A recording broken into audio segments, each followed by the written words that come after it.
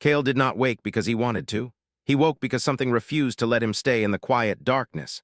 At first there was only sound, a slow rhythm like distant thunder, followed by a sharp hiss of escaping air. Cold light pushed through his closed eyelids.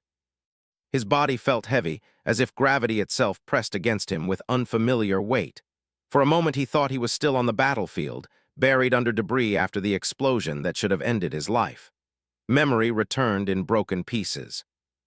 The last thing he remembered clearly was the sky burning. Enemy ships had surrounded the human fleet, and retreat had become the only option. Kale had volunteered to stay behind with a small group of soldiers to hold the line. It was not bravery, he told himself back then. It was simply duty. Someone had to buy time. He remembered firing until his weapon overheated. He remembered shouting orders through smoke and static. He remembered the final blast, a wave of energy that swallowed everything. Then nothing. Now there was light again. The pod surrounding him opened with a mechanical crack. Warm mist rolled away from his skin as systems powered down. He tried to sit up, but pain shot through his muscles. His breath came out in a sharp gasp. The room around him was not human. Smooth metallic walls curved like living shapes rather than straight lines. Symbols glowed faintly along the floor, shifting in patterns he could not understand. The air smelled different, cleaner, almost sweet, carrying hints of unfamiliar chemicals. Kale swung his legs over the edge of the chamber and stood slowly. His boots touched the floor with a soft echo. He looked down at himself and froze. His armor had changed. The human combat suit he wore during battle was still there, but it had merged with something else. Thin lines of silver metal traced across his arms and chest, glowing faintly as if responding to his heartbeat. When he flexed his fingers, the light pulsed gently. "What happened?" he whispered. His voice sounded rough, unused. Before he could think further, a loud alarm cut through the silence. Red lights flashed along the walls. A deep voice spoke in an alien language, fast and urgent. Footsteps approached. Kale turned toward the doorway just as it slid open. Several alien soldiers rushed inside, their armor sleek and dark. Their helmets were open, revealing faces that were both familiar and strange, humanoid, but with sharper features and eyes that reflected light like glass. They raised weapons toward him. Kale instinctively shifted into a defensive stance. His body moved faster than he expected, muscles reacting before his thoughts could catch up. A faint barrier shimmered around him for a moment, then faded. The soldiers hesitated. Instead of firing, they stepped back slightly, exchanging uncertain glances. Another figure entered the room. She moved differently than the others, slower, controlled, carrying quiet authority. She was tall and elegant, her long hair pale like starlight. A glowing band of energy wrapped around her wrists, linking them together in restraint. Her eyes met Kale's. For a moment, the alarm seemed to fade into silence. He felt something shift inside him, a strange warmth, not pain, not fear, but recognition without memory. The silver lines on his armor glowed brighter. The alien soldiers lowered their weapons almost immediately. One of them spoke quickly, bowing his head toward the restrained woman. She responded calmly, her voice soft yet firm. Kale could not understand the language, but tone alone told him she was in command despite her restraints. Then she turned toward him again. "Human," she said slowly in accented but clear basic galactic speech. "Can you understand me?" He nodded cautiously. "Yeah, I can." Relief flickered across her expression. "My name is Lyra," she continued. "You are safe for now." "For now," Kale repeated. "That's not exactly comforting." Before she could answer, the ship shook violently. The lights flickered. The alien soldiers moved into defensive positions, scanning the corridor outside. Lyra's gaze sharpened. "They found us faster than expected," Kale frowned. "Who found you?" She hesitated, as if deciding how much to say. "Those who want me dead." He opened his mouth to respond, but another explosion rocked the ship. Instinct took over. Without thinking, Kale stepped forward, positioning himself slightly in front of her. The moment he did, the glowing lines along his armor flared bright. Energy surged between them, invisible yet powerful. Both of them felt it. Lyra's breath caught. Her eyes widened in sudden realization. "The bond," she whispered. "What bond?" Kale asked. Before she could answer, a group of armored attackers burst into the room, firing energy bolts. Kale moved. He did not think. He did not plan. His body reacted faster than his mind could follow. He stepped into the path of the incoming fire, raising his arm instinctively. A shimmering shield formed around him, deflecting the blasts. Shock flashed across the faces of everyone present. Kale barely had time to notice. He grabbed a fallen weapon from the floor and fired back with precise movements. Every motion felt guided, as if something inside him knew exactly what to do. The attackers retreated quickly, clearly unprepared for resistance. Silence returned, broken only by the fading alarm. Kale lowered the weapon slowly, breathing hard. "What was that?" he asked. Lyra stared at him with a mixture of awe and concern. "You were chosen," she said quietly. He frowned. "Chosen by what?" She glanced toward the glowing symbols on his armor. "An ancient relic, one that creates a guardian bond between a warrior and a royal heir." Kale laughed once, a short, disbelieving sound. "You've got the wrong guy, I'm just a soldier." The glow on his armor pulsed again, as if disagreeing. Lyra stepped closer despite her restraints. "You activated it during the battle. No one has triggered such a bond in centuries." He shook his head. "I didn't activate anything, I was trying to survive." "Perhaps that is why it chose you," she said softly. Another tremor shook the ship. Lyra turned toward her guards. "Prepare the escape vessel, we cannot remain here." They nodded and rushed out. Kale crossed his arms. "Hold on, nobody is explaining anything. Where am I? Why am I alive? And why does everyone look at me like I'm some kind of weapon?" Lyra studied him carefully. "You are alive because the relic saved you. It rebuilt your body and linked your life to mine." "That's not normal." "No," she agreed, "it is not." He ran a hand through his hair, trying to process everything. "And what happens if I don't want this bond?" Her expression softened slightly. "The relic does not force loyalty, but it responds to intent. When danger approaches me, you will feel the urge to protect." Kale sighed heavily. "That explains a lot." Outside, distant explosions echoed again. Lyra met his gaze steadily. "Many will come for us now." Whoever controls the bonded guardian gains power over ancient technology lost to history. "And I'm guessing you don't want to be controlled," he said. She shook her head. "No, I want freedom for my people and perhaps for you as well." Kale hesitated. He had fought countless battles for humanity. He had followed orders without question, but this was different. He was no longer among his own kind, no longer certain who the enemy was. Yet when he looked at Lyra, he felt a strange certainty. She was not his enemy. "All right," he said finally. "What's the plan?" A small smile appeared on her face, the first sign of warmth since they met. "We survive," she said, "together." They moved through the corridors quickly, escorted by her remaining guards. The ship groaned around them, systems failing under repeated attacks. Emergency lights cast long shadows along the walls. As they reached the hangar, Kale saw rows of sleek alien ships, many already damaged. A smaller vessel waited near the exit, engines glowing faintly. Lyra paused before boarding and turned toward him. "You should know," she said quietly, "that bonding with me has made you a target not only for my enemies but possibly for your own species as well. Some fear humans already. Now they will fear you even more." Kale gave a tired half-smile. "I've been underestimated my whole life. Maybe fear isn't the worst thing." She studied him for a moment, then nodded. They boarded the vessel just as another explosion rocked the hangar. The doors closed, sealing them inside. As the ship launched into space, Kale looked back through the window at the burning vessel behind them. He felt the bond again, a steady connection linking him to the alien princess beside him. It was not control. It was not pressure. It felt more like a promise. And somewhere deep inside, despite confusion and uncertainty, he knew his life had changed forever. The small vessel shuddered as it slipped away from the larger ship. Kale held the edge of a seat while the floor vibrated under his boots. The engines made a high, steady sound that reminded him of human fighters, but the rhythm was smoother, almost like a living thing breathing. Lyra sat across from him, still bound at the wrists by the glowing restraint. Two of her guards stood near the cockpit door, tense and alert. Their eyes kept moving from the sensors to the dark space outside. Kale tried to focus. His mind still felt foggy from waking up in that chamber. He kept replaying the moment the shield formed around him. It was not like any technology he had trained with. He had no memory of learning it, yet his body had obeyed without hesitation. He looked down at his arms. The silver lines in his armor were dim now, but they were still there, like veins of light under skin. "How far can this ship go?" he asked.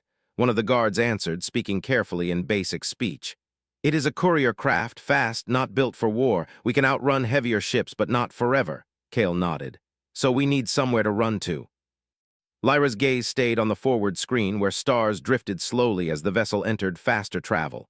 We need somewhere to hide, she corrected, and someone to trust. That is harder. Kale leaned back, trying to relax, but his muscles stayed tight. Why were you restrained back there? If you're the princess, why were your own people binding you? Lyra's jaw tightened. Because I am the princess, and because someone decided my life is more useful as a tool than as a person. Kale waited. He had learned during war that silence sometimes opened doors faster than questions. Lyra exhaled slowly. My father rules a wide empire. Not all of it is loyal. Many houses pretend to serve him, but they only serve themselves. A bond like this, she glanced at the glow on Kale's armor, can shift the balance of power. Kale frowned. You said whoever controls me controls ancient technology. Yes, she said. The relic is part of an old system. It was built by a civilization that vanished long before my people built empires. Legends say it created guardians who could activate sleeping machines across the galaxy. Defense networks, stargates, even planet shields. No one knows what is true, but everyone wants to be the first to claim it. Kale rubbed his face. That explains why people are trying to kill you, but it doesn't explain why I'm tied to you. Lyra looked at him, her expression steady. The relic decided, not my people. Not yours, it saw you in battle and chose you. Kale gave a dry laugh. That's a bad habit. Choosing me always leads to trouble. One of the guards, a taller one with a scar along his cheek, spoke up. Human soldier, you are different from the others we have studied. Kale narrowed his eyes. Studied? The guard did not flinch. We observe all potential threats. Humans are unpredictable. Kale looked toward Lyra. Great. Love being called unpredictable. Lyra's lips pressed into a thin line, but there was a hint of amusement in her eyes. He speaks truth. Humans do not follow patterns. Kale shrugged. Patterns get you killed. The ship suddenly jolted. A harsh beeping filled the cockpit. The guards moved instantly, fingers flying over controls. Lyra stood despite the restraints. Report. The pilot guard spoke fast. 2 signatures behind us, fast pursuit. Kale felt his stomach tighten. Already? Lyra's face hardened. They are not letting us breathe. On the screen, 2 sleek shapes appeared, dark ships, smaller than the one they escaped from, built like knives.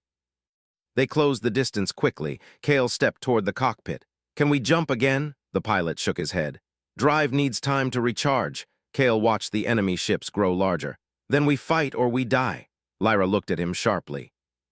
This craft is not made for a direct fight. Kale's voice stayed calm, even as adrenaline rose in his veins. Then we don't fight fair. He scanned the cockpit layout. The controls were unfamiliar, but the idea of ships and movement was universal. He pointed. That panel, does it control external vents or heat release? The pilot hesitated, then nodded. Yes, thermal release. Kale's eyes narrowed. Dump heat and debris, make it look like we're failing, then drop speed suddenly and angle hard. When they close in to finish us, we swing around and burn past them, use our speed to slip between them. The pilot stared. That is reckless. Kale gave him a quick look. Reckless is staying on a straight line while 2 hunters line up a shot. Lyra studied Kale's face. You have flown before. Kale shook his head. Not like this, but I've been chased. Lyra made a decision. Do it. The pilot obeyed. The ship's engines changed tone. Kale felt the vessel slow slightly as if struggling. On the rear view, bright fragments spilled out into space like glowing dust. The enemy ships rushed closer, confident. Kale braced himself. Now! The pilot cut thrust for a split second and angled hard. The ship rolled. Kale's stomach flipped. Lyra grabbed a rail to steady herself. The hunters overshot. Before they could adjust, Kale pointed again. Full power right through the gap. The engines roared. The ship surged forward, slipping between the 2 enemy craft so close Kale could see the sharp lines of their hulls. One of the enemy ships fired. A bolt of energy slammed into their rear shield. The craft shook violently. Kale felt the silver lines on his armor flare. His heart thumped hard. Without thinking, he placed a hand against the cockpit wall. A shimmer spread outward like ripples in water. The ship's shield brightened. The next enemy shot hit, but instead of cracking the shield, it slid off, dispersing harmlessly. The pilot stared. What did you do? Kale pulled his hand back slowly, breathing hard. I don't know, I just wanted it to hold. Lyra's eyes widened slightly. You strengthened the barrier. Kale swallowed. So the bond doesn't just protect you, it protects what I'm inside of too. Lyra nodded. It responds to your will. The ship sped away, leaving the hunters behind, but the victory was brief. More warning sounds blared. New signatures appeared ahead. Cale cursed under his breath. They planned a net. Lyra's voice stayed steady, but her eyes were sharp. They know where we are going. Cale turned toward her. Are you sure you haven't got a tracker on you? Lyra lifted her bound wrists. I suspected that, but the restraint itself is not only a chain, it is also a signal leash. Cale stepped closer. Can I break it? Her guards tensed immediately. The scarred one raised a weapon slightly. Lyra raised a hand, even bound. Wait, let him speak. Cale looked at the restraint, the energy band pulsing softly. It's tied to your body. If I rip it off, it could hurt you. Lyra met his gaze. Pain is not my fear, captivity is. Cale clenched his jaw. He remembered the battlefield again, the moment he chose to stay behind. He remembered how it felt to be trapped under fire with no escape. He understood her fear better than he wanted to admit. Hold still, he said. He placed both hands near the band. The silver lines on his armor brightened. Cale focused on one thought, release. The band flickered. It resisted, pulsing harder as if fighting him. Lyra's face tightened. She gritted her teeth but did not move. Cale pushed his will harder, like pressing against a locked door. The glow surged from his armor into the restraint. With a soft, crackling sound, the band shattered into fading sparks. Lyra exhaled sharply and rubbed her wrists, relief washing over her face. The guards relaxed, though their surprise remained. Cale flexed his own fingers as if checking his control. If that was a tracker, it should be gone. Lyra nodded. Good, but they still may have predicted our path. Cale glanced at the screen. The new ships ahead blocked the direct route. What's the nearest safe place? He asked. Lyra hesitated. There is an outpost in the drift fields. It is not officially loyal to my father, but it may offer shelter. The problem is, it is run by people who sell information. Cale gave her a look. So it's not safe. It is safer than open space with hunters, she said. Cale considered. Fine, we go there, but we don't walk in blind. Lyra stepped closer, her posture still regal even without restraints. You speak as if you are in command. Cale shrugged. I'm not, but I'm the one who got dragged into this bond. I'll do my part, but I'm not going to pretend this is simple. Lyra's voice softened. It is not simple for me either. For a moment, the tension between them eased. Cale could see exhaustion behind her control. He realized she had probably been running and fighting politics long before the battle even happened. The ship's pilot found a gap in the blockade, skimming around the edge of a debris field to avoid detection. Cale watched the screens, studying the enemy patterns, feeling the bond like a quiet thread between him and Lyra. It was strange. He could sense when she was tense. He could sense when she was holding fear down behind a calm face. He did not like that he could feel it, but he also could not ignore it. After hours of careful travel, the stars shifted and thinned. The ship entered a region filled with broken rock and drifting metal, a graveyard of old battles and crashed ships. There, the pilot said, pointing, an outpost emerged from the debris built into the skeleton of a massive ancient vessel. Lights glowed along its edges. Smaller ships moved in and out like insects around a carcass. Cale studied it. Looks welcoming. Lyra's voice was dry. That is not its purpose. They docked in a shadowed bay. The moment the doors opened, a different air rushed in, warm, heavy, smelling of oil, spices, and too many bodies in one place. The outpost corridor was crowded. Aliens of many kinds moved through, trading, arguing, laughing. Some stared at Cale's human face with open curiosity. Others glanced once and quickly looked away. Lyra pulled up a hooded cloak given by one of her guards. It hid her hair and features, but her posture still marked her as someone important. Cale noticed eyes following them. We're being watched, he murmured. Lyra kept walking. Always. They reached a small side corridor and stepped into a dim room that looked like a rented safe space. The door sealed behind them. Cale exhaled. All right, we're here. Now what? Lyra turned to face him. Now we find out who is hunting us and why they moved so quickly. Cale frowned. Isn't it obvious? Power. Lyra shook her head.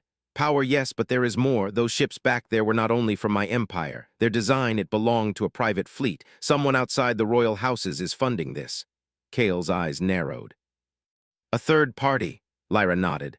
And if a third party has enough resources to hunt me, then the relic bond is not the only thing they want. Cale walked to the small window that looked out over the docking bay. He watched workers move cargo between ships. What about humanity? He asked. Does anyone from my side know I'm alive? Lyra hesitated again. Your last battle happened near a border zone. Messages travel slowly there. Some may believe you died. Some may have reports of an unknown ship leaving the wreckage. Kale's jaw tightened. If my people find out I'm tied to an alien princess, they might think I betrayed them. Lyra's gaze softened. Would they? Kale stared out at the bay. Humans fear what they don't understand too. They just pretend they don't. Silence stretched between them. Lyra stepped closer, her voice quieter. Kale, you protected me without knowing me. Why? Kale did not answer immediately. He asked himself the same question. I'm not a hero, he said finally. I don't care about thrones. But when those attackers fired at you, something in me moved. Maybe it was the bond, maybe it was instinct, or maybe I'm tired of watching people get used like objects. Lyra's breath caught slightly. The bond pulsed faintly like a heartbeat shared. She nodded once slowly. Then perhaps the relic chose correctly. Kale turned, meeting her eyes. Don't put me on a pedestal. I'm still confused. I still want answers. And if this bond is going to control my life, I need to understand it. Lyra's gaze held his. Then we will understand it together. At that moment, the door panel beeped softly. One of Lyra's guards checked it and stiffened. Someone requests entry, he said. A broker claims to have information. Kale's hand moved toward the weapon he had taken earlier. Information is never free, Lyra nodded. Let him in. But be ready. The door opened. A slim alien stepped into the room, wearing layers of fabric and jewelry that clinked softly. His smile was wide and practiced. His eyes flicked from Lyra's hood to Kale's armor, lingering on the silver lines. Honored travelers, he said smoothly. Welcome to my humble station. I am Vesh, and I believe you are in need of guidance. Kale stared at him coldly. We're in need of privacy. Vesh's smile did not fade. Privacy is expensive here. Guidance is cheaper. Lyra spoke calmly. What do you know, Vesh? Vesh clasped his hands. I know that 2 private fleets entered the drift fields recently, searching for something valuable. I know they paid well for silence, and I know they are asking many questions about a human and a hidden royal. Kale's grip tightened. So they're close. Vesh nodded. Close enough to smell fear, but perhaps not close enough to catch you if you move wisely. Lyra's voice stayed even. Who funds them? Vesh's eyes sparkled. Ah, that is a higher price. Kale stepped forward, letting the silver lines on his armor glow slightly. He did not even try. It happened when he focused. Vesh took a step back, his smile wavering. You're going to tell us, Kale said in a low voice. Not because I'm threatening you, but because if we die, nobody pays you anyway. Vesh swallowed and licked his lips. You have human directness. Fine, I will offer a piece of truth as a gift. Lyra's guards watched closely. Vesh leaned in. There is a name moving through the shadows, not a house, not a kingdom, a consortium, traders, scientists, and warlords.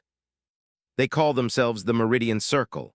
Lyra's shoulders stiffened. Even under the hood, Kale could feel her tension spike through the bond. You know them, Kale said. Lyra's voice was tight. They are a rumor, a network that buys forbidden artifacts and sells wars. Vesh nodded. They believe the relic bond is a key, and they do not plan to kill you both. They plan to break you. Kale felt cold anger rise. They can try. Vesh's eyes darted to Kale's armor again. I suggest you do not stay here long. This outpost is full of ears, even mine. Lyra asked, where do we go? Vesh spread his hands. There is one place the Meridian Circle fears, a dead system, ancient ruins, no stable trade routes, only ghosts and stories. But if you seek the source of your bond, perhaps that is where answers wait. Kale's heart beat faster. The relic's origin, Lyra whispered, the old system. Vesh nodded. Yes, but reaching it will be dangerous. You will need a map, a guide, and more fuel than this little courier craft can carry. Kale looked at Lyra. So this broker is offering help. Lyra's voice was cautious. For a price. Vesh's smile returned, thin and sharp. Always. Kale stepped back, thinking quickly. He had no love for brokers, but he had worked with smugglers during war when the mission required it. You did not trust them. You used them carefully. We don't have time to shop, Kale said. Vesh tilted his head. Then you do not have time to survive. Lyra lifted her chin slightly. What price? Vesh's eyes gleamed. A trade. I give you coordinates to an old fueling depot hidden in these drift fields. There you can refit and vanish. In return, you give me proof of the bond. Kale's eyes narrowed. Proof how? Vesh's gaze flicked between them. A pulse, a visible activation, something I can record, no harm, only evidence. Lyra stiffened. You want to sell it. Vesh did not deny it. Information is my blood. Kale's anger surged, but he forced himself to breathe. He looked at Lyra and felt her fear not of the bond, but of being hunted forever. He made a choice. Fine, Kale said, but we control what you record, one pulse, nothing more. And if you double-cross us, I will personally make sure your station forgets your name. Vesh smiled wider. Agreed. Kale turned toward Lyra. Are you okay with this? Lyra's voice was soft. No, but I understand necessity. Kale stepped closer to her. He lowered his voice so only she could hear. I won't let them use you. Lyra's eyes met his through the shadow of her hood. Then do not let them use you either. Kale nodded once. He took her hand gently, careful not to startle her. The moment their skin touched, the silver lines on his armor lit up, flowing like liquid light toward his fingers. Lyra inhaled sharply. Her own body seemed to glow faintly beneath the cloak, like starlight under fabric. The air in the room warmed slightly. A low hum filled the space like a distant engine starting. Vesh lifted a small device, recording, his eyes wide with greed and wonder. Kale focused on one thought, only a pulse. The glow surged once, bright and clear, then faded quickly back to normal. Kale released Lyra's hand. The bond remained steady and quiet again. Vesh lowered the recorder, almost shaking. Marvelous, truly marvelous. Lyra's voice was cold. Now give us the coordinates. Vesh sent the data to their pilot and stepped back. May fortune favor you. And may the meridian circle curse my name for helping you. Kale did not like the man, but he watched him leave, feeling the weight of what they had done. They had given away evidence. Now the hunters would be even more certain. But they had also gained a path forward. The pilot confirmed the coordinates. Fueling depot is real, hidden in debris. We can reach it in 2 hours. Kale looked at Lyra. Then we move now, no delays. Lyra nodded. Agreed. They left the room quickly, slipping through crowded corridors. Kale kept his eyes scanning. He saw strangers glance at them too long. He saw a figure step into a side passage and speak into a communicator. They're already signaling, Kale murmured. Lyra's voice stayed calm. Then we must be faster. They reached the dock and boarded the courier craft again. The doors sealed, engines powering up.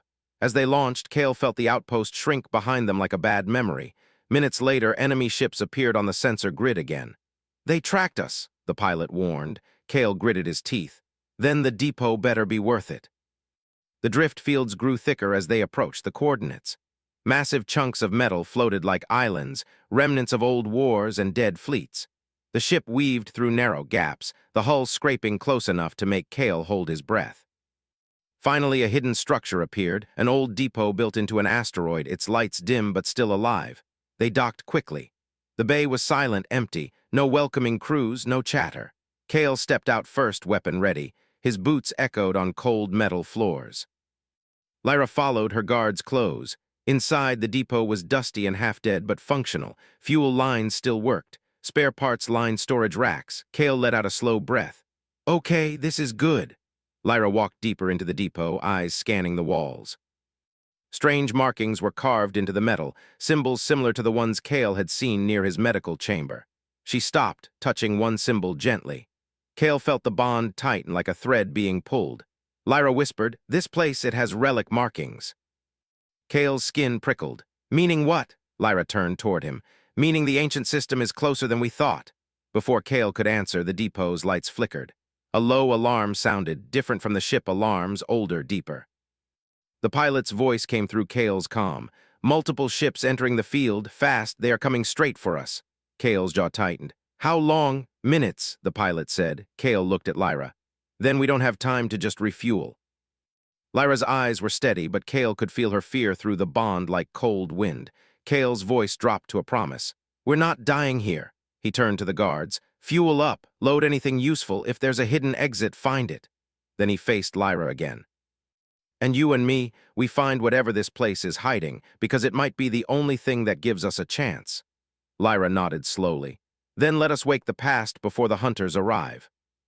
Together, they moved deeper into the depot, toward the ancient symbols that seemed to call to the bond like a quiet voice in the dark.